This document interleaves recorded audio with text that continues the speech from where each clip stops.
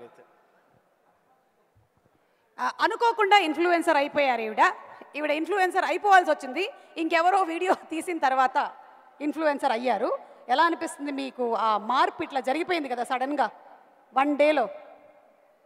షాకుల మీద షాకులు అయితే మామూలుగా తగలట్లేదు నాకు. కానీ అసలు నేను ఊహించలేదు. కానీ అందరికీ నిజంగా పేరున అందరికీ ధన్యవాదాలు తెలుపుకుంటున్నాను. ఎందుకంటే నేను ఎక్కడుంటానో నాకే తెలియదు. ప్రపంచం అంటే ఏంటో కూడా తెలియదు. నాకే ఇవాళ ఇంతమందిలోకి తీసుకొచ్చారంటే నిజంగా సోషల్ మీడియాకి థ్యాంక్ యూ.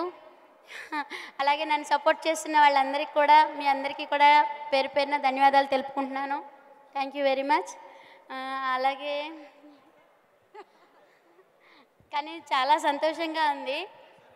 కానీ ఆత్మవిశ్వాసం ఉంటే ఏదైనా ముందుకెళ్ళొచ్చు. నాకు చదువు లేదు అని ఎప్పుడు బాధపడుతూ ఉంటే, చదువు లేదని బాధపడొద్దని, భక్తికి ముక్తికి చదువులెందుకు, ఆత్మశాంతి ఉంటే చాలు అదే దైవము, చెరువులోన చాపకెవరు ఈత నేర్పిరి, బావిలోన కప్పకెవరు భాష నేర్పిరి, అడవిలోన అమసకెవరు ఆట నేర్పిరి, ఆ చెట్టు మీద కోవెలకెవరు కూత నేర్పిరి, ఆ పుట్టలోన పాముకెవరు బుసలు నేర్పిరి, ఆ పుట్టిన బాలుడికెవరు ఏడ్పు నేర్పిరి అని మా అమ్మమ్మ నానమ్మ నాకు ధైర్యం చెప్పి, నేను చదువుకోలేదని బాధపడుతుంటే ఇంకా చాలా అంటే చాలా చెప్పారు.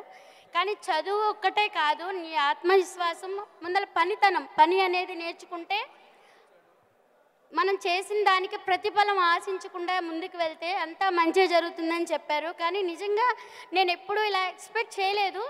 కానీ వాళ్ళు చెప్పింది పెద్దల మాట వింటే అది ఎప్పటికైనా సరే విజయమని నా విషయంలో ప్రూవ్ అయింది. సో అందరికీ ఒకటే చెప్తాను, పెద్దల మాట అందరూ వింటే విజయమే కానీ అపజయం ఉండదు. Thank you very much.